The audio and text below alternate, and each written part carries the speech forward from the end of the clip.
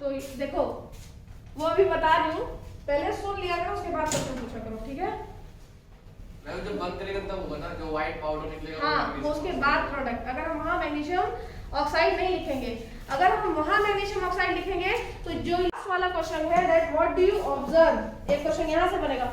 एक बात और मैंने बताई थी कल, एनसीईआरटी में अगर ऐसा कोई क्वेश्चन दिखता है, चाहे वो एक्टिविटी में दिखे चाहे वो टेक्स्ट में दिखे, ठीक है, नॉर्मल जैसे नीचे टेक्स्ट आते हैं उसमें भी, बायो में, केमिस्ट्री में, फिजिक्स में आपको दिखता होगा क्वेश्चन ना, वो क्वेश्चन भी एग्जाम में वही उठा के पूछ ले जाते हैं, ठीक है, उनका आंसर भी आना चाहिए। तो व्हाट डू यू ऑब्जर्व, ये आज जब यहाँ से क्वेश्चन बनेगा, ठीक है, मैं बता रही हूँ पॉसिबिलिटीज जहाँ जहाँ से क्वेश्चन बनेंगे, ऐसा नहीं कि सारा आएगा ही आएगा, ठीक है, हाँ आ सकते हैं, इसमें से आते हैं, यही मेन फोकस होता है उनके क्वेश्चंस का, ठीक है, इसके बाहर से नहीं आएंगे, ये गारंटी है मेरी साइंस में, ठीक है, जितना मैंने बताया। व्हाट डू यू ऑब्जर्व में यहाँ पे देखो, ऑब्जर्व में वही है कि we have observe that the magnesium burn and it form the magnesium oxide, ठीक है, ये क्या फॉर्म करता है, मैग्नीशियम ऑक्साइड फॉर्म करता है, which is in the form of white powder also called the white ash, ठीक है, व्हाइट पाउडर या व्हाइट ऐश के फॉर्म में ये प्रेजेंट होता है, ठीक। तो अब यहाँ पे मैग्नीशियम ऑक्साइड आपको मेंशन करना है, क्लियर है ना, इधर you have to mention the magnesium oxide, ठीक। नेक्स्ट क्वेश्चन तुम्हारा यहाँ से आएगा इस एक्टिविटी से, ठीक है, ये एक्टिविटी जो है this is the example of double displacement reaction, जो तुम्हारी बुक में नहीं दिया हुआ है, ठीक है, this is the example of double displacement reaction which is not given in your book, ठीक है। रिएक्शन क्या है, यहाँ पे देखो मैं लिख दे रही हूँ, रिएक्शन है तुम्हारा बेटा क्या है, नहीं वो बोलो क्या है, लेड नाइट्रेट, पीबी NO3 का whole twice plus potassium iodide, तुम्हारा फॉर्म क्या कर रहा है, lead iodide PbI plus KNO3। इसमें ये है example of double displacement reaction, और चेंज इन कलर का भी एग्जांपल है। केमिकल रिएक्शन जब होता है तो चेंज इन कलर होता है ना, आपको बताऊंगी, व्हाइट से येलो हो जाता है। हाँ, ये जो है PbNO3 lead nitrate, it is white in colour, ये व्हाइट कलर का होता है, और इसका जो PPT बनता है, ये प्रेसिपिटेट का फॉर्मेशन हो रहा है, ये जो प्रेसिपिटेट है, देखो एक चीज और लिखिए, all double displacement reaction can not be a precipitation reaction, सभी double displacement reaction precipitation reaction नहीं होते हैं, ठीक है, लेकिन सभी precipitation reaction double displacement reaction होते हैं। तो इसमें भी प्रेसिपिटेट फॉर्म हो रहा है, एक जो बुक में दिया है उसमें भी प्रेसिपिटेट फॉर्म हो रहा है, इसमें भी प्रेसिपिटेट फॉर्म हो रहा है, जो प्रेसिपिटेट फॉर्म होगा ये येलो PPT बनेगा, तो यहाँ पे येलो PPT आएगा आपका, ठीक है, समझ में आ गया ना ये।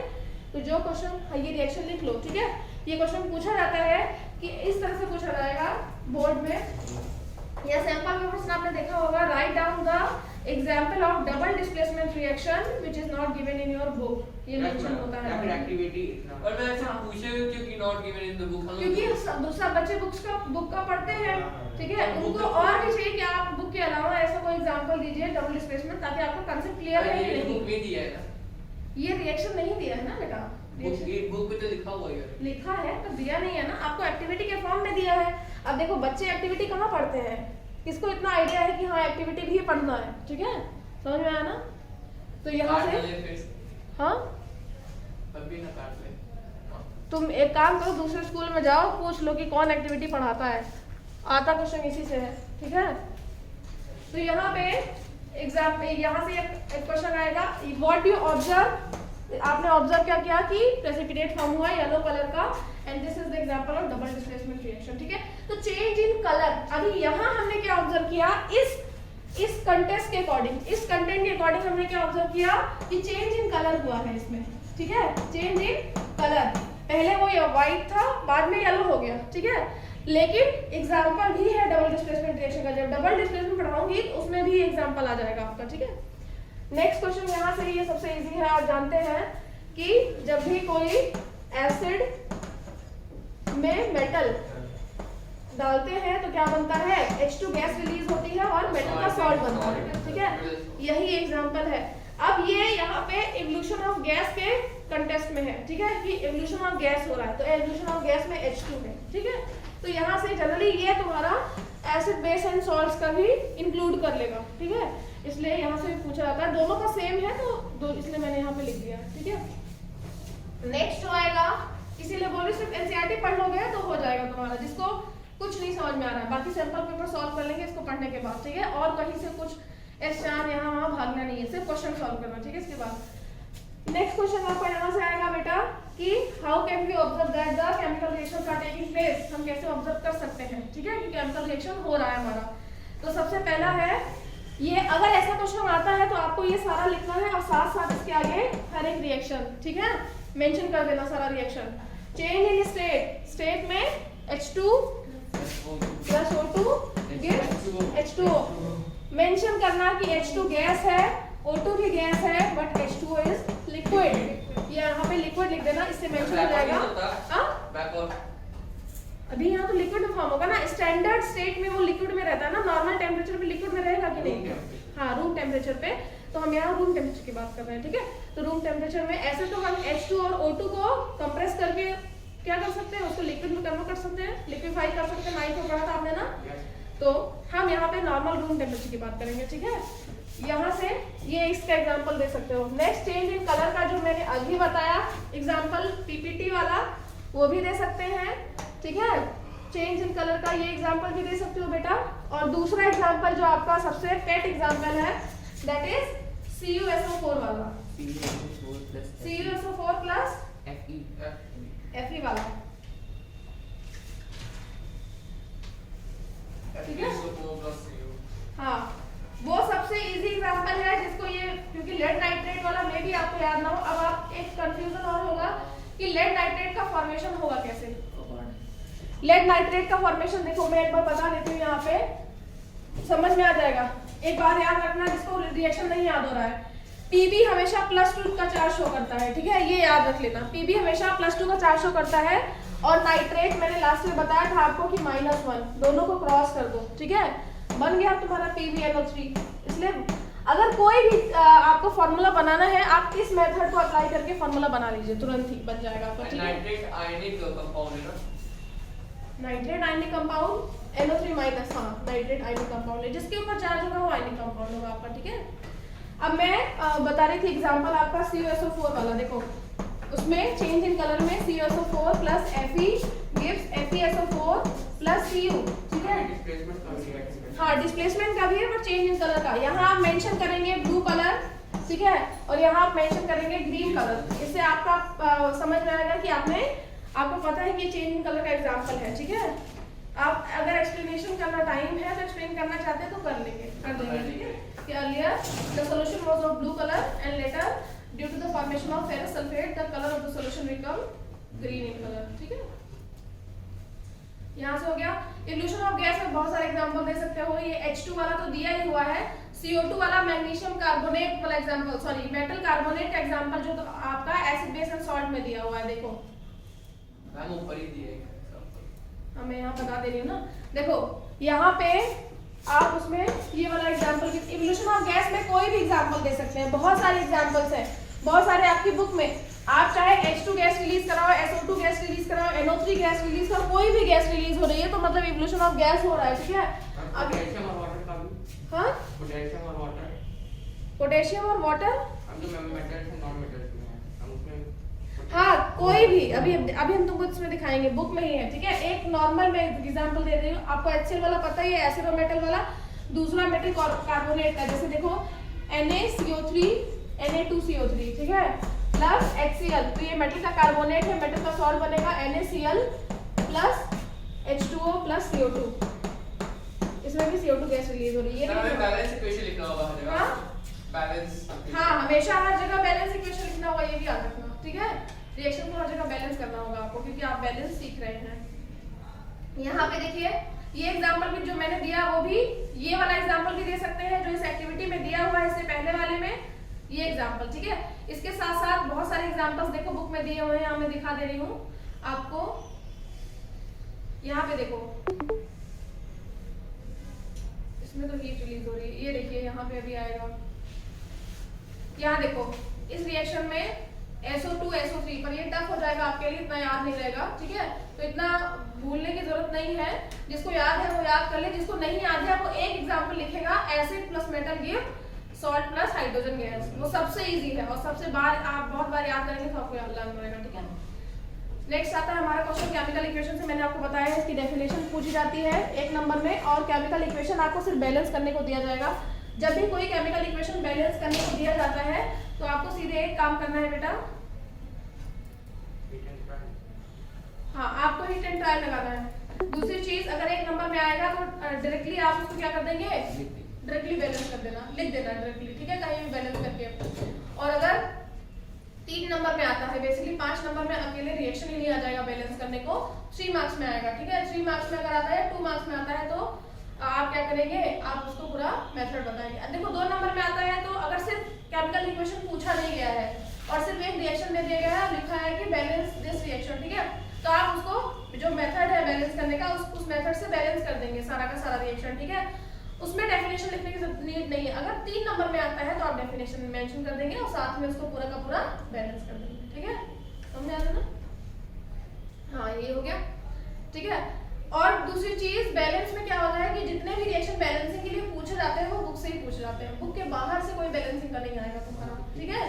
हाँ मतलब अभी एनसीईआरटी से ही जितने भी एनसीईआरटी में रिएक्शंस दिए हुए हैं 1 to 5 चैप्टर में, उन्हीं रिएक्शंस पे तुम्हारा बैलेंसिंग आएगा। तो अगर आप इन्हीं को प्रैक्टिस कर लेते हैं, इनमें से एक जरूर आएगा, बाहर से वो नहीं देते हैं, ठीक है। आपको बुक के बाहर से कोई भी रिएक्शन बैलेंस करने को नहीं देंगे।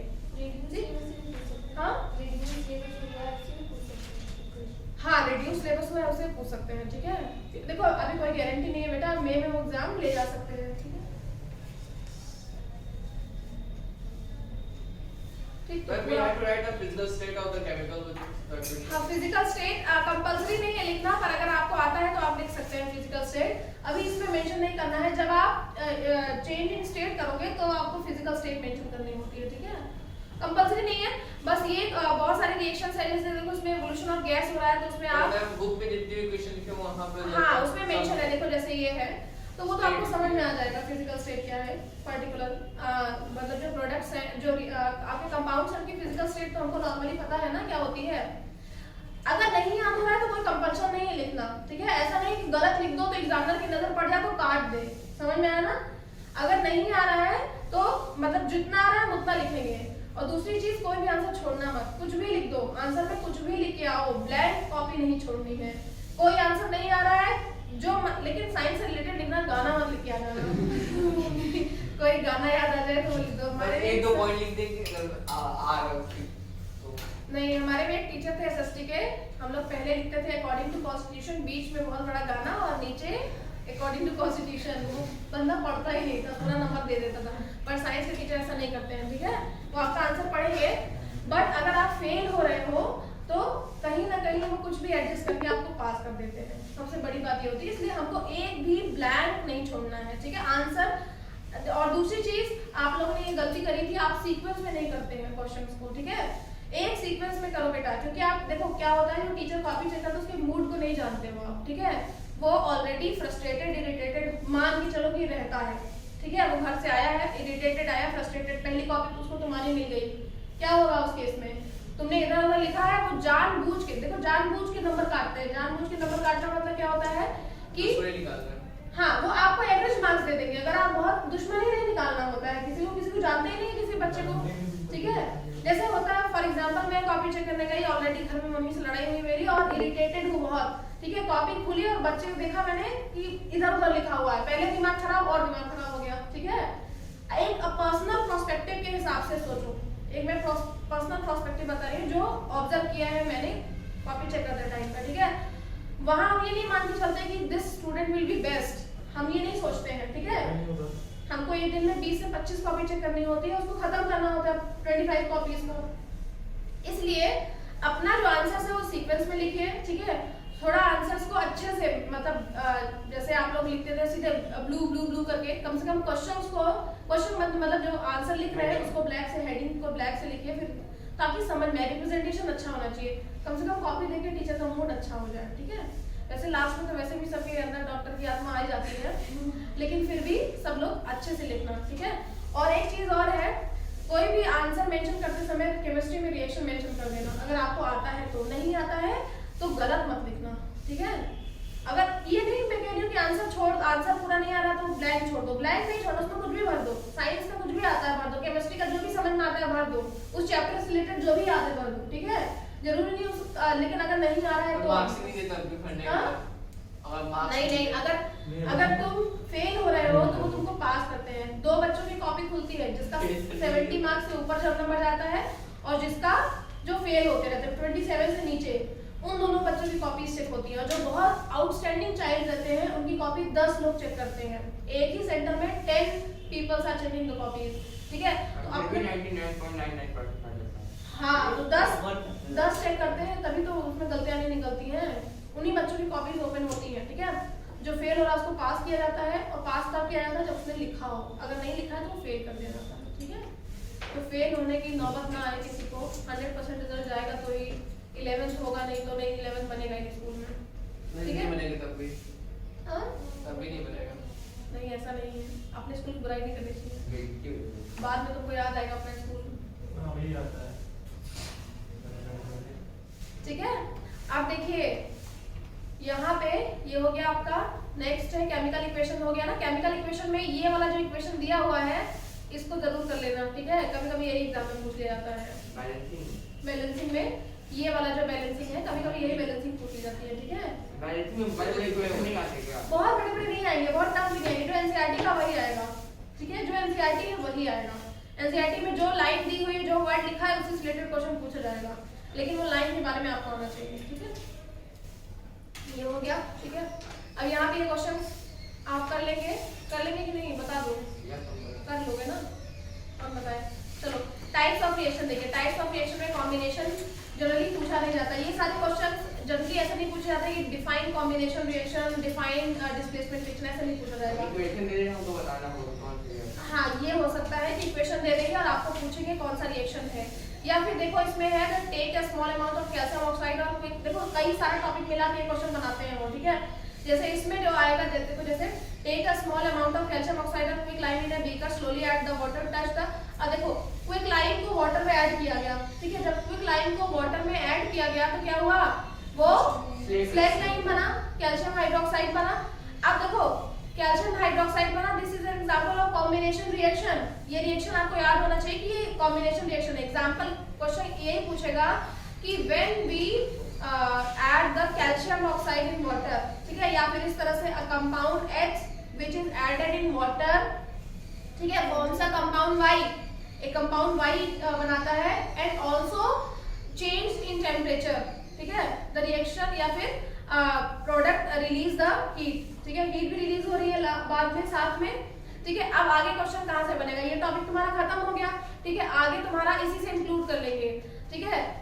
Now when the particular compound B is reacted with or reaction with when it is reacted with the CO2, it form a compound Z which is also used in a white washing, ठीक है, ये white washing में use होता है, and form a क्या बनता है, white colour की एक लेयर बना लेता है, शाइनी लेयर, ठीक है, give a shiny finish to the walls, ये लाइन दे सकते हैं, ठीक है। पर वेट स्लोली होता है, प्रोसेस बहुत धीरे, 2-3 दिन में दे देता है, ठीक है। 2-3 दिन में कलर आपको शाइनिंग मिल जाएगा वॉल्स का भी। दीवार के घर में सब घर में पुताई हुई होगी ना, अगर ज्यादा कार्बन डाइऑक्साइड हम फूंक देंगे तो मैं मेक इट। हाँ, अगर फूंक दोगे तो तुम कहाँ से लाओगे फूंकने के लिए, मर जाओगे। अच्छा मैम, ये जो कैल्शियम ऑक्साइड लिखा नहीं था कि ऑक्साइड को, कार्बोनेट को किससे लगाना होता है? हाँ, कार्बोनेट को क्या, किससे रिएक्ट करने से CO2 और H2 निकलता है, मेटल कार्बोनेट को एसिड से, ठीक है। हाँ, मेटल कार्बोनेट को एसिड से। तो अब देखो, अब आपसे क्या पूछेगा, write down the type of reaction. अब जब टाइप ऑफ रिएक्शन पूछेगा तब आपको बताना है इन फर्स्ट केस, ऐसे बोलेगा कि write down the type of reaction in first case. तो पहले केस में आपका ये रिएक्शन बना तो this is the type of combination reaction, ठीक है। अब वहां पे जब टाइप ऑफ रिएक्शन पूछेगा तो सिर्फ कॉम्बिनेशन लिख के नहीं छोड़ देना है कि कॉम्बिनेशन रिएक्शन खत्म हमारा काम। हाँ, कॉम्बिनेशन रिएक्शन का एक ही लाइन बता देना कि इसकी डेफिनेशन जो होगी आपकी, मैं आपसे जो वहां पे when two reactant combine to form a single product, क्या कह रहा हूं, हमें वो जो इक्वेशन दिया रहेगा वो बता देंगे कि ये। हाँ, ये पहले इक्वेशन मेंशन, बिना इक्वेशन मेंशन करे तो कॉम्बिनेशन बता दोगे। इक्वेशन तो तुमको लिखना ही लिखना है कि मैंने क्या कहा, इक्वेशन लिखना कंपल्सरी है किसी भी केस में आपका 1 नंबर का भी आ रहा है तो आप लिख दो इक्वेशन, अगर याद है तो, गलत मत लिखना। मैं ये भी पूछ सकता है कि जो प्रोडक्ट बनेगा, जो आपने दूसरा जो पैराग्राफ है, जो प्रोडक्ट बनेगा वो मार्बल का वो है। हाँ, ये बोल उसमें ये लाइन मेंशन कर सकता है कि वो जो प्रोडक्ट बनेगा that is also the chemical formula of marble, ये भी बोल सकता है उसमें, ठीक है। तो ये चीजें याद रखिएगा, ठीक है। तो यहाँ से भी क्वेश्चन आपका आता है, डू यू नो से, यहाँ से। टीम्स में कोई नहीं है क्या आज? अब नेक्स्ट बर्निंग ऑफ कोल, ठीक है, formation of water from H2O2। अच्छा, वाटर गैस क्या होती है पता है किसी को? वाटर गैस, वाटर गैस हम मीथेन क्या बोलते हैं, ठीक है। क्या होती है वाटर गैस? मीथेन होता है। बस पहला वाला कौन सा होता है, इथेन की मीथेन? इथेन होता है। पहला मीथेन है, पर water gas is not the methane. Water gas क्या होती है? देखो जब H2O और O2। अच्छा, वाटर गैस H2O और CO, ठीक है, कार्बन मोनोऑक्साइड और वाटर जब मिक्स होते हैं तो इसको वाटर गैस कहते हैं, ठीक है। CO वो है कार्बन कार्बन मोनोऑक्साइड है, ठीक है। पर मोनो कहीं लिखा नहीं है। कहाँ नहीं लिखा है? ओ बता रहे तुमको मोनोऑक्साइड है ना ये, ठीक। वाटर गैस हालांकि आता नहीं है, मैं बता दे रही हूँ, इसको वाटर गैस कहते हैं, ठीक है। बर्निंग ऑफ कोल, हाँ, H2O plus CO बेटा, carbon monoxide, CO2 carbon dioxide होता है ना, ये मोनोऑक्साइड है, ठीक है। मोनो तो वन होता है ना? हाँ, एक मोनोऑक्साइड कार्बन, यही मोनोऑक्साइड आपका हीमोग्लोबिन में मिक्स होके कार्बोक्सी हीमोग्लोबिन बना देता है, जो आप उसमें पढ़ेंगे अभी, जो हार्ट वाला चैप्टर पढ़ते हैं, double circulation, double circulatory system. अच्छा, वो जो पढ़ोगे कि नहीं करो? ग्राम बना देता है वो, उसमें कुछ नहीं बनाता है। देखो यही कार्बन मोनोऑक्साइड आपका क्या करता है, आपका जो हीमोग्लोबिन होता है उसके साथ ऑक्सीजन मिलकर क्या बनाता है, ऑक्सी हीमोग्लोबिन बनाता है ना। ऑक्सी हीमोग्लोबिन ब्लड में रोटेट होता है और वो ऑक्सीजन देता है पूरी बॉडी में सेल्स को, ठीक है। अगर ऑक्सीजन को हटा के हम कार्बन मोनोऑक्साइड डाल दें, उसमें बेसिकली कार्बन मोनोऑक्साइड होता है। कार्बन मोनोऑक्साइड क्या होता है कि जब carbon limited supply of air में बर्न होता है, यहाँ देखो कार्बन जो है वो एक्सेस सप्लाई ऑफ एयर में बर्न हो रहा है तब वो CO2 फॉर्म करता है, ठीक है। अगर वो लिमिटेड सप्लाई ऑफ एयर में बर्न होगा तो वो CO बनाएगा, कार्बन मोनोऑक्साइड बनाएगा, और मोनोऑक्साइड ब्लड में मिक्स होकर कार्बोक्सी हीमोग्लोबिन बनाता है, जिससे पर्सन की डेथ हो जाती है अगर वो अंदर गया। हाँ, वो कमरे में बंद कर, हाँ, लाइटिंग चला के मैंने बताया था। देखो फिर ये हो गया, यहाँ से एक्सोथर्मिक रिएक्शन का एग्जांपल आता है, ठीक है। Different types of exothermic reactions आपका नॉर्मली पूछ लेगा, डिफाइन एक्सोथर्मिक रिएक्शन या फिर एंडोथर्मिक रिएक्शन, या फिर एक रिएक्शन दे देगा, बोलेगा कि type of reaction and nature of reaction. Nature of reaction पूछेगा तब एंडोथर्मिक एक्सोथर्मिक बताना है। टाइप में ये कंफ्यूज हो जाते हैं बच्चे, टाइप में जो चारों टाइप दिए हुए हैं, displacement, double displacement, combination, decomposition, ठीक है, टाइप्स में। और अगर नेचर पूछता है तब आपको मैं सब लिख देना, आपने तो कहा कि जो पता है वो लिख दो। हाँ, जो पता है वो लिख दो। मैं तुमको डिफरेंशिएशन बता रही हूँ कि मान लो उसने टाइप नहीं नेचर पूछा है कि नेचर ऑफ रिएक्शन क्या है, तो नेचर पूछा है और तुम लिख दिया कि डिकम्पोजिशन रिएक्शन नेचर है, और फिर बाद में लिख दो कि एक्सोथर्मिक या एंडोथर्मिक। हमेशा डिकम्पोजिशन में तो एंडोथर्मिक होता है, ठीक है, आपका कॉम्बिनेशन में हमेशा एक्सोथर्मिक होगा, ये याद रखना। तो देख लेना रिएक्शन में अगर आपका कॉम्बिनेशन से प्रोडक्ट बन रहा है तो एक्सोथर्मिक हो जाएगा, ठीक है, क्योंकि हमेशा डिकम्पोजिशन रिएक्शन में एंडोथर्मिक रिएक्शन होता है, ठीक है। ये यहाँ पे ये एक्सोथर्मिक शो करेगा आपका, ठीक। तो यहाँ पे है रेस्पिरेशन वाला पूछा जाता है कई बार, यही same question, why the respiration is considered as a exothermic reaction, ठीक है, या एक्सोथर्मिक प्रोसेस। यही क्वेश्चन यहाँ से सेम यही क्वेश्चन ही आ जाता है कि why respiration is considered as a exothermic process. तो इसका ये पहले रिएक्शन मेंशन करना है, ठीक है। रिएक्शन के बाद रिएक्शन याद है ना सबको? नहीं याद है तो याद रख लो, देखो CO2 और वाटर, ठीक है। नहीं जिसको याद है उसको याद करने का सबसे इजी ट्रिक बता रहे हैं। जिस भी बच्चे को ये रिएक्शन याद नहीं होता है, थोड़ा टफ लगता है, उसके लिए क्या है, सिंपल सा बेटा, हाँ, CO2 प्लस पानी, ठीक है, कार्बन डाइऑक्साइड और वाटर, ठीक है। अब यहाँ पे ग्लूकोज का C6H12O6, ठीक है, और O2 प्लस O2, हर जगह 6 लगा दो, ठीक है। 6 CO2, यहाँ पर 12 H2 हो जाएगा और 6 O2, ये आपका रिएक्शन हो जाएगा। यहाँ पे ये है, वहाँ पे आपकी एनर्जी भी रिलीज होती है, तो energy in the form of heat. इस रिएक्शन को उल्टा करके लिखेंगे। हाँ मैम, बायोलॉजी में लिखा हुआ है कि एटीपी टूटने का एनर्जी मिलती है, यहाँ लिखा है ग्लूकोज टूटने का एनर्जी मिलती है। ग्लूकोज टूटने के बाद बेटा देखो क्या होता है, ग्लूकोज कार्बोहाइड्रेट है, ठीक है। अब ग्लूकोज जब ब्रेक डाउन, रेस्पिरेशन क्या होता है, break down of food to release the energy is called the respiration, ठीक है। अब जब एनर्जी रिलीज होगी that will save in the mitochondria, mitochondria में सेव हो जाएगी। जब वो माइटोकॉन्ड्रिया में जब हमको नीड होता है तो वो माइटोकॉन्ड्रिया क्या करता है, एनर्जी रिलीज करेगा, that is 38 ATP energy release होती है एक बार में, ठीक है। माइटोकॉन्ड्रिया से 38 एटीपी एनर्जी एक बार में रिलीज होती है। एक ग्लूकोज का मॉलिक्यूल 38 एटीपी एनर्जी आपका रिलीज करता है, ठीक है। क्यों? अब आपने ये पूछा, क्योंकि ये ग्लूकोज जो है बेटा ये इस फॉर्म में एब्जॉर्ब नहीं होता हमारी बॉडी में, ये कॉम्प्लेक्स फॉर्म है। ये हमारा पायरुविक एसिड, पायरुवेट के फॉर्म में एब्जॉर्ब होता है, जिसमें 3 कार्बन होते हैं। देखो ग्लूकोज में 6 कार्बन है ना, C6H12O6 है, तो कितने कार्बन है, 6 कार्बन है ग्लूकोज में, ठीक है।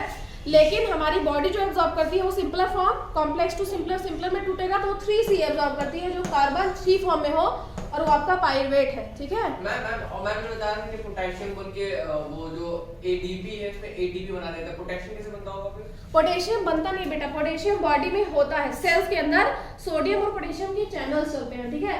आपका 3 पोटेशियम आयन अंदर जाएगा तो 2 सोडियम आयन बाहर आएंगे, किसी भी सेल, एक नॉर्मल सेल की बात करें, यही हर सेल में होता रहता है। तो पोटेशियम हम बाहर से इनटेक करते हैं, ठीक है। जो हम फ्रूट्स खाते हैं, जो हम वेजिटेबल्स खाते हैं, उसको उनसे हमको पोटेशियम रिलीज होगा। वो पोटेशियम सेल में इनटेक और आउटटेक होता है, बाहर और अंदर होता रहता है। जैसे 3 पोटेशियम अगर अंदर गए तो 2 पोटेशियम बाहर आते हैं। ये आपने उसमें पढ़ा होगा आपका एक्टिव ट्रांसपोर्ट, जो सेल में पैसिव और एक्टिव ट्रांसपोर्ट पढ़ा है ना। पैसिव में क्या होता है, एनर्जी नहीं यूज होती है, ठीक है। एक्टिव में एनर्जी यूज होती है, तो एक्टिव ट्रांसपोर्ट में यही होता है, पोटेशियम और सोडियम सेल के अंदर बाहर जाते हैं। पानी और जब वाटर जाता है तो ऑस्मोसिस, उसमें भी एनर्जी नहीं यूज होती है। गैस CO2 जाता है तो उसमें भी एनर्जी, डिफ्यूजन उस प्रोसेस को कहते हैं, पढ़ा है ना, वो भी उसमें भी नहीं होता। लेकिन एक्टिव ट्रांसपोर्ट में सोडियम और पोटेशियम सेल के अंदर बाहर करते हैं, उसमें क्या होता है, उसमें एनर्जी यूज होती है, that is called active transport. वही सोडियम जो है वो एडीपी से एटीपी कन्वर्ट होता है, एडिनोसाइन डाइफॉस्फेट से एडिनोसाइन ट्राइफॉस्फेट बनता है, ठीक है। तो भाई यहाँ जो एनर्जी हुई उसका क्या यूज है? ये एनर्जी हीट एनर्जी है तुम्हारी, तो वो एनर्जी जो है that is the heat energy, यहाँ पे जो लिखी है उसका क्या यूज है? हीट एनर्जी का क्या यूज है, हीट एनर्जी तुम्हारी बॉडी से हीट निकल रही है और क्या रिलीज हो रही है, प्रेशर से बनी है हीट एनर्जी, एनर्जी बनी है, उसका यूज क्या है, वो तुम्हारी बॉडी से रिलीज हो रही है, वो रिलीज होके बाहर एटमॉस्फेयर में जा रही है। यहाँ पे जो एनर्जी यूज हो रही है या शो हो रही है that is the heat energy. वो हीट एनर्जी जो है, देखो हीट एनर्जी के साथ साथ क्या है, हमारे बॉडी में 2 फंक्शंस होते हैं, एनाबॉलिज्म, कैटाबॉलिज्म, ठीक है। तो जितने भी प्रोसेस दोनों को मिला के मेटाबॉलिज्म बनता है, ठीक है। जो मेटाबॉलिज्म, हमारा जो मेटाबॉलिज्म प्रोसेस हो रहा है, कुछ एनर्जी उसमें यूज हो जाएगी, बाकी जो बची वो हीट के फॉर्म में बॉडी से बाहर निकल जाएगी, ठीक है। देखो जब बहुत ज्यादा खाना खा लो, ठंडियों में तो वो लगता है ना, ठंडी लगती है खाना खाने से, हालांकि देखो कभी गरम गरम खाना खाओ तो गर्मी लगती है कि नहीं, तो हीट एनर्जी क्या होती है, रिलीज होती है, ठीक है। जो एनर्जी सेव होनी होती है वो सेव हो जाती है, जो बचती है वो बाहर निकल जाती है। एनर्जी ट्रांसफॉर्मेशन, कंजर्वेशन पढ़ा ना, कंजर्वेशन ऑफ एनर्जी, तो कंजर्वेशन के उस पे ये रन करता है, ठीक है। ये है यहाँ पे आपका, यहाँ पे ये पूछा जाएगा, ये क्वेश्चन आता है, ये रिएक्शन याद कर लो, ठीक है। और इसमें आपको बताना है the special name of reaction is respiration, ये रेस्पिरेशन रिएक्शन है, तो यहाँ पे ये पूछा जाता है कि why respiration is considered as an exothermic reaction, ठीक है। आपको यहाँ पे बताना है कि decomposition of vegetable matters into compost is also an example of exothermic reaction. वो तो एंडोथर्मिक है, एक्सोथर्मिक है। डिकम्पोजिशन ऑफ वेजिटेबल, अच्छा डिकम्पोजिशन ऑफ वेजिटेबल, अच्छा मुझे लगा decomposition reaction, decomposition of vegetable matter into compost, हाँ, क्योंकि देखो जब डिकम्पोज होता है, आपने कभी देखा है गांव में, कभी गए हो जो खाद, ठीक है, हाँ हाँ, उसमें भी देखो तो उसमें हीट एनर्जी रिलीज होती रहती है, ठीक है। जहाँ डिकम्पोजिशन होगा वहाँ हीट एनर्जी रिलीज होती है, ठीक है। तो वो भी एक्सोथर्मिक का एग्जांपल है। ठंडी में जा सकते हैं, उसी जान बुझ जाओ, बैठ जाओ उसी में। नेक्स्ट है डीकंपोजिशन रिएक्शन, ठीक है। डीकंपोजिशन में जो आपका पूछा जाता है वो यहाँ से क्वेश्चन है आपका, ठीक है।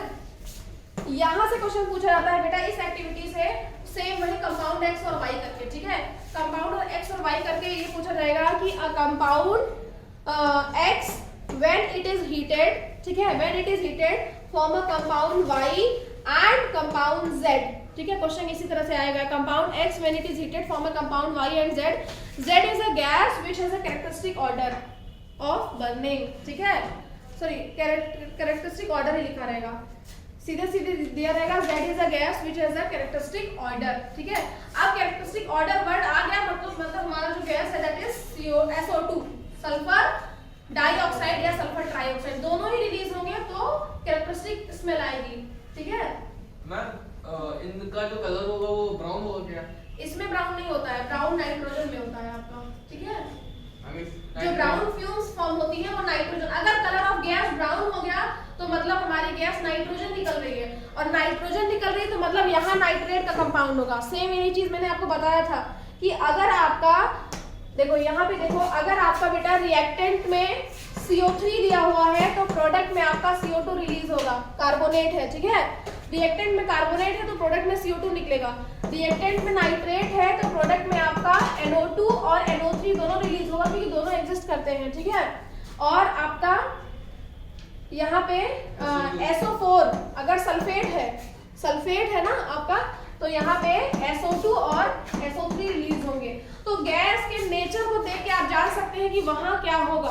अब इसको किसी भी मेटल के साथ वो ऐड कर देते हैं, ठीक है, किसी भी मेटल के साथ। अब देखो जैसे यहाँ पे है SO2 SO3 का SO3 और SO2 को क्या है, it has a characteristic order. अगर क्वेश्चन में लिखा है कि the gas release has a characteristic order, उसका एक कैरेक्टरिस्टिक स्मेल है, तो इसका मतलब आपको समझ जाना है कि गैस हमारी SO2 है, और अगर गैस हमारी SO2 और SO3 है तो हमारा मतलब इसमें कोई XSO4 होगा, रिएक्टेंट में हमारा XSO4 होगा। X कोई भी मेटल हो सकता है अभी, ठीक है, जैसे इन्होंने यहाँ पे Fe ले लिया है, X हमारा यहाँ कोई मेटल हो सकता है, FeSO4 इन्होंने लिया है, ठीक है, समझ में आ गया ना।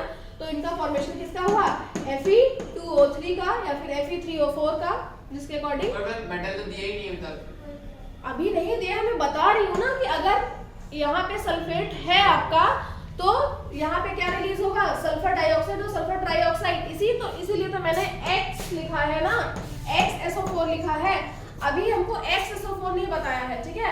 मे भी हो सकता है कि X की भी वो कोई बता दे कंडीशन, या फिर वो ये बता दे कि एक जो प्रोडक्ट रिलीज हुआ है दैट इज द Fe2O3, ये वो भी बता दे कि जो हमारा प्रोडक्ट एक रिलीज हुआ है, जैसे ये प्रोडक्ट जो रिलीज हुआ है प्रोडक्ट X जो है it is a Fe3O4 Fe2O3 है, ये बता दे। ये अगर उन्होंने ये बता दिया तब तो साफ साफ मेंशन हो गया कि हमारा जो ये है वो Fe ही होगा, ठीक है ना।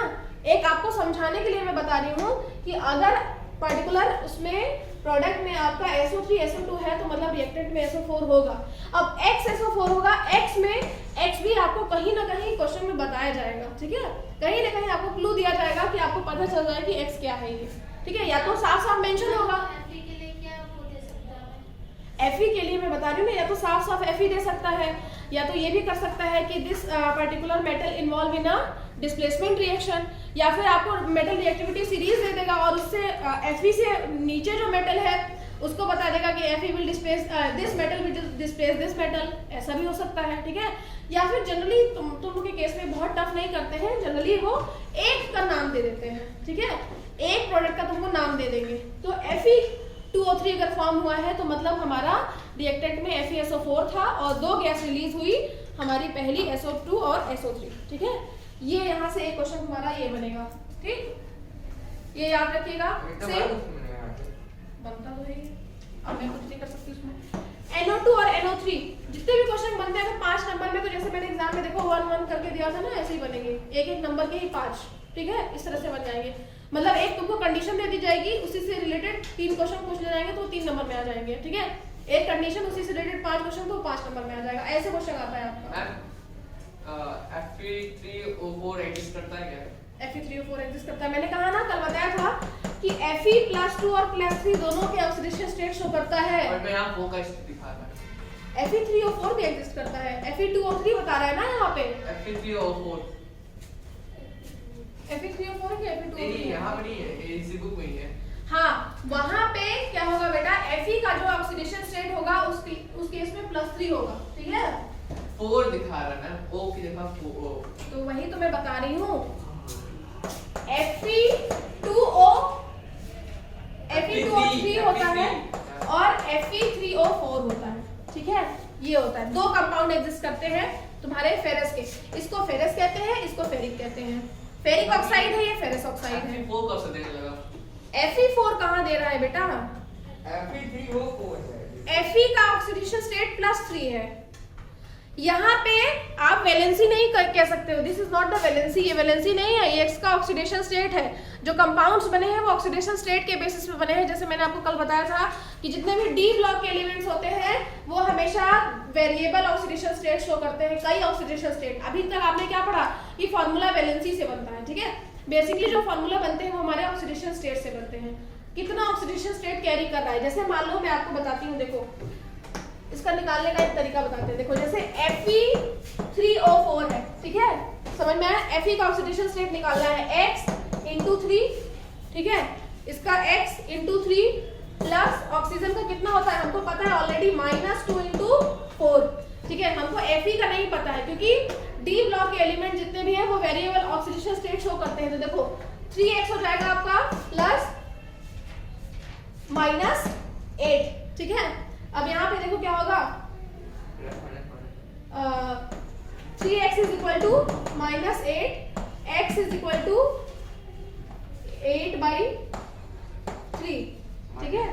माइनस नहीं इधर से है माइनस प्लस, यहाँ पे छोड़ी माइनस हो जाएगा।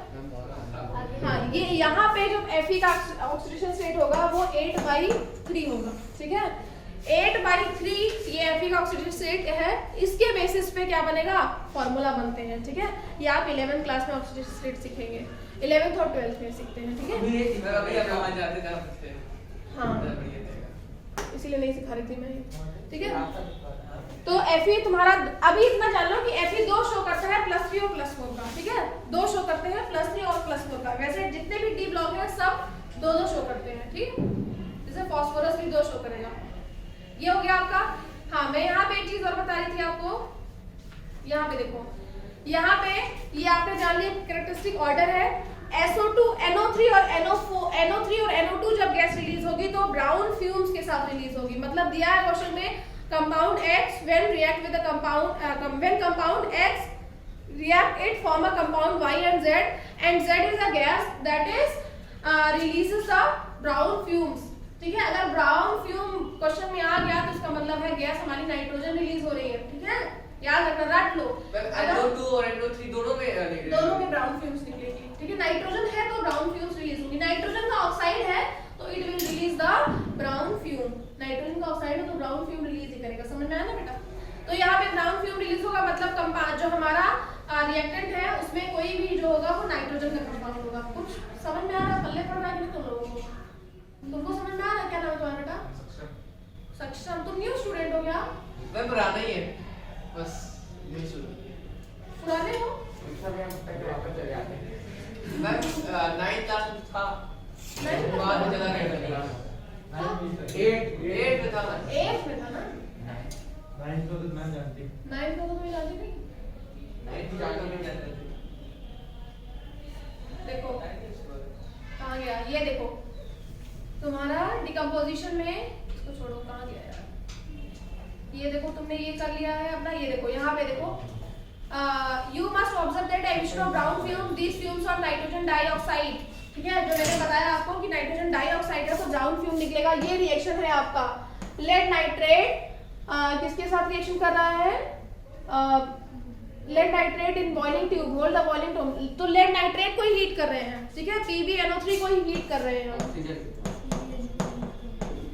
इसको हीट कर रहे हैं तो हमको क्या मिलेगा, हमको यहाँ पे लेड ऑक्साइड मिलेगा, NO2 मिलेगा और O2 मिलेगा। तो NO2 रिलीज हो रहा है, NO2 रिलीज किसके साथ होगा, ब्राउन फ्यूम्स के साथ होगा। ये रिएक्शन याद कर लेना, ये रिएक्शन बहुत बार बैलेंसिंग में पूछा गया है, ठीक है। ये जो रिएक्शन है, यही रिएक्शन बहुत बार उन्होंने बैलेंसिंग में भी दे दिया है, इसको बैलेंसिंग में भी पूछ लेते हैं कई बार, ठीक है। नाइट्रोजन गैस रिलीज हो रही है, ठीक। नेक्स्ट क्वेश्चन आपका यहाँ से आएगा, यहाँ से वही सेम, यहाँ से भी आ सकता है जो FeSO4 वाला था ऊपर होता है, हाँ उसकी जो सेकंड पैराग्राफ है, डिकम्पोजिशन ऑफ कैल्शियम कार्बोनेट, ये तो नीचे वाला रिएक्शन उसके ऊपर होता है। अच्छा, डिकम्पोजिशन ऑफ कैल्शियम कार्बोनेट, हाँ यहाँ से भी पूछ सकता है, इंपॉर्टेंट तो डिकम्पोजिशन। यहाँ से जो क्वेश्चन है, तभी तो एनसीईआरटी पढ़ने के लिए बोला गया है मैंने, हर जगह पूछे तो कहाँ से नहीं पूछ सकता था, तभी तो एनसीईआरटी पढ़ लो तो हो जाएगा तुम्हारा। All in one chart. यहाँ से देखो, यहाँ से जो क्वेश्चन पूछेगा, इसमें जो कीवर्ड है वो है आपका मैन्युफैक्चर ऑफ सीमेंट, ठीक है, याद रखना। मैन्युफैक्चर ऑफ सीमेंट जो है इसका कीवर्ड है, इसमें भी जब अगर एक्स वाई करके देता है तो देखो आपको कीवर्ड से याद रखने हैं कि हाँ ये क्वेश्चन आएगा तो ये कीवर्ड आ सकता है। जैसे CO2 गैस रिलीज होगी तो कीवर्ड होगा आपका लाइम वाटर, लाइम वाटर को मिल्की टर्न कर देता है, एक्सेस पास होगा तो वो फिर से कलरलेस कर देगा, क्यों? क्योंकि कैल्शियम हाइड्रोजन कार्बोनेट फॉर्म हो जाएगा, ठीक है, जो वाटर में सॉल्युबल होता है, ये आपको मेंशन करना है वहाँ पे। तो प्रेसिपिटेट फॉर्म हो जाएगा, बड़ी नहीं बोले मैं को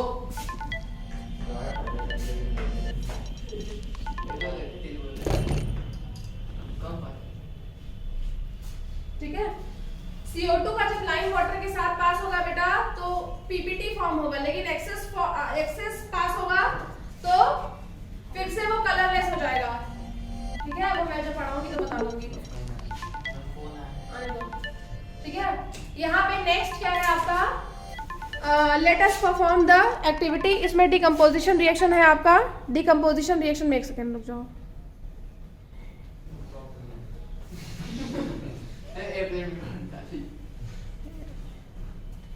डिकम्पोजिशन रिएक्शन में देखिए बेटा, इसमें इस एक्टिविटी से क्वेश्चन पूछा जाएगा, why the gas collected in one test tube is the double in the amount of gas collected in second test tube, ये क्वेश्चन यहाँ से पूछा जाता है। यहाँ पे देखो एक टेस्ट ट्यूब में हाइड्रोजन रिलीज हो रहा है H2, यहाँ से O2 रिलीज होगा और यहाँ से H2 रिलीज होगा। मुझे इसमें प्रोसेस समझ नहीं आया, आपने कहा कि OH भर जाता है तो OH जो H होता है वो इधर कैसे वापस आ जाता है? जब डेफिशिएंसी रहेगी तो आ जाएगा ना, देखो तुम्हारा H2, एक मैंने तो बताती हूँ मैं, ठीक है, तीनों मैंने भर दिए, वैसे वो बता रही है तुमको आज पता चला है? मैम इसकी तकलीफ पता नहीं क्या है इस बार बच्चों को। अभी तो 11th में जब जाओगे अचानक दो बुक मिलेंगी तुमको पढ़ने को, ICSE और यूपी बोर्ड में तो ये तो अच्छा होता है, सिलेबस सबका सेम है। ICSE और यूपी बोर्ड में एक 10th में ही वो इतना ज्यादा सिलेबस दे देते हैं, और CBSE में 10th में बहुत कम, 11th में अचानक से दो बुक केमिस्ट्री की, दो फिजिक्स की। वो कैसे करे तुम नाच लो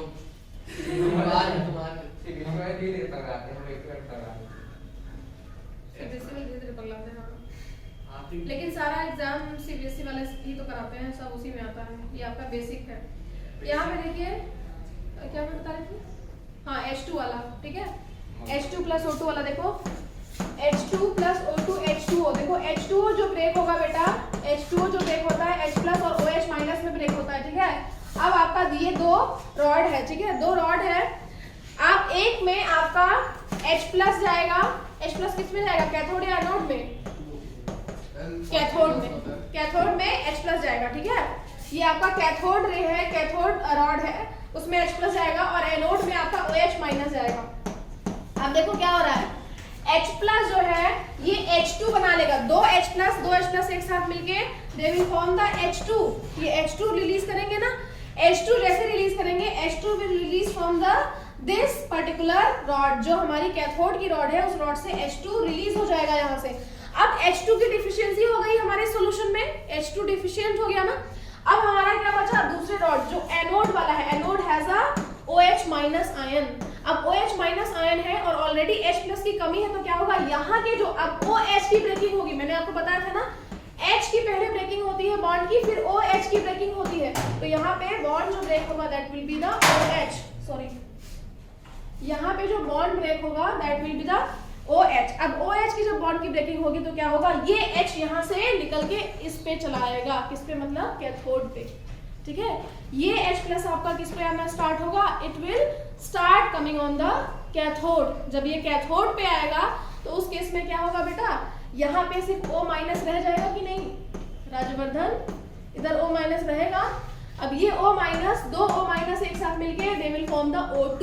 तो एक रॉड से आप देखो यहाँ पे H2 रिलीज हो रहा है और दूसरे रॉड से O2।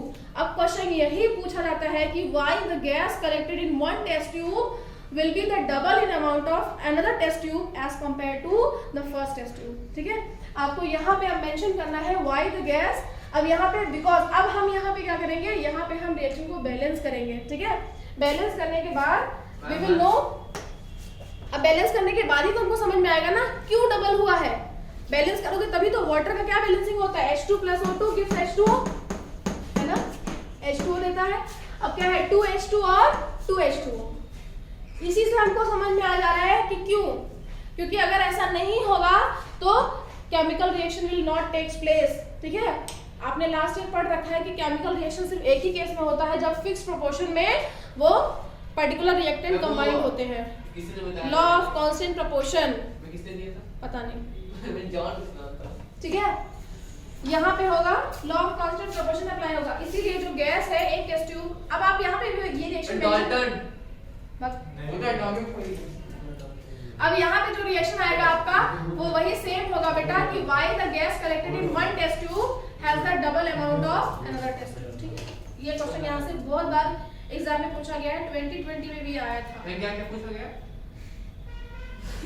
अरे ना आपके से डाल्टन बता रहा था ना। ये पूछा गया बेटा, ये ठीक है, ये क्वेश्चन लिखा हुआ है देखो। What the amount of gas collected in one of the test tubes? इसको टिक कर लो। ठीक है, Maybe this gas। आप सिर्फ एनसीईआरटी पढ़ना, जो मैं बताऊंगी बस उतना ही गारंटी के साथ। अगर उतना ही पढ़ लोगे तो 70 से ऊपर नंबर आ जाएगा, 60 से ऊपर आ ही जाएगा। गारंटी। Guarantee, guarantee. 95 के। अरे भैया 80 नंबर का पेपर होगा तो 95 70 का है। हाँ 70 का कम होगा जब मार्च में एग्जाम होगा। मैम आपने कहा था कि बड़ा सोचना, तो 95 सोचोगे तो फिर 88 आएगा। हाँ बड़ा सोचो, 70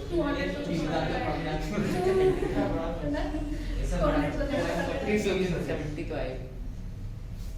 ठीक है, अब यहाँ पे देखिए बेटा डिस्प्लेसमेंट रिएक्शन है। डिस्प्लेसमेंट रिएक्शन से एक आपका पेट क्वेश्चन है जो आता है FeSO4 और CSO4 वाला, जिसको सबको पता है। ये वही है, मैं ये प्रेसिपिटेशन वाला जो एक रिएक्शन है। हाँ तो वो तो बता दिया ना मैंने। डबल डिस्प्लेसमेंट रिएक्शन में एक और ये याद एक्सचेंज ऑफ आयंस है।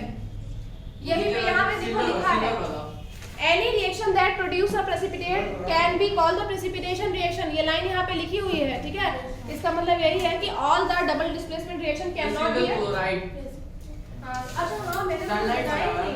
यस मैम, वही तो वेरी इंपॉर्टेंट है। वो तीनों केस नहीं बताए मैंने ना। बहुत इंपॉर्टेंट है, मतलब तुम्हें इधर से हाँ इसमें तीनों में आपसे पूछ रहा था, थर्मल डिकम्पोजिशन, इलेक्ट्रोलिसिस और फोटोलिसिस। ठीक है, थर्मल डिकम्पोजिशन पूछा जाएगा, ठीक है, इलेक्ट्रोलिसिस और फोटोलिसिस तीनों पूछा जाएगा, पूछा जा सकता है कोई भी। अगर थर्मल डिकम्पोजिशन आता है तो हीट की वजह से, इलेक्ट्रोलिसिस में ये वाला एग्जांपल है आपका, और फोटोलिसिस में ये एग्जांपल है। ये बहुत बार एग्जाम में आया है। AgCl जो है आपका ये ब्रेक होगा सलाइड के बेसिस में। Ag और Cl2 में इसका जो कलर होता है वो क्या होता है, ग्रे हो जाएगा। ग्रे हो जाएगा। ठीक है, पूछा यही जाता है कि why the color of silver chloride change। ठीक है, क्यों चेंज होता है, because of the decomposition। Ma'am फिर वो एक दूसरे से निकल जाएगा, अलग हो जाएगा। अलग हो जाता है। अब तुमको दिखेगा थोड़ी ना अलग अलग, सेपरेट हो जाएगा। क्रिस्टल नहीं दिखेगा ऐसे, कलर ही ग्रे हो जाएगा। तो उसका मतलब है जो देखो Cl2 गैस के फॉर्म में बाहर उड़ जाएगी। ठीक है, Cl2 जो है वो गैस के फॉर्म में बाहर रिलीज हो जाएगी। अब बचेगी हमारा Ag का कलर हमारा हमको जो मिलेगा that is the grey colour, वो हमारा Ag हो जाएगा। ठीक है, AgCl में Cl नहीं रिलीज होगा पर इसमें Cl रिलीज हो जाएगा हमारे एटमॉस्फेयर में। ठीक है,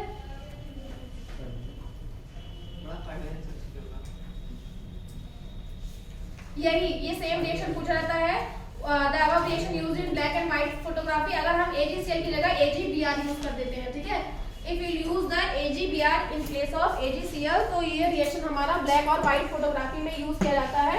क्वेश्चन आपसे यहाँ पूछा जाता है the reaction used in black and white. अरे आप क्या से ठीक है मैम एक क्वेश्चन, ब्लैक और व्हाइट कैसे हो जाएगा? ब्लैक एंड व्हाइट फोटोग्राफी जो पहले के टाइम में नहीं आता था। 1990 हाँ नहीं नहीं AgCl नहीं। अब याद रखना ब्लैक एंड व्हाइट फोटोग्राफी में AgCl नहीं यूज होता है, यही AgBr होगा। ठीक है, हाँ AGBR जो है it is used in black and white photography, वो नहीं यूज होगा दूसरा वाला। मैं लिखा हुआ above reactions rule। हाँ लेकिन जब भी ब्लैक एंड व्हाइट फोटोग्राफी का आता है तो ये आपका ब्रोमीन यूज होता तो है। कैसे दिखता है ब्लैक एंड व्हाइट वाला? ब्लैक एंड व्हाइट मूवीज नहीं देखी हैं?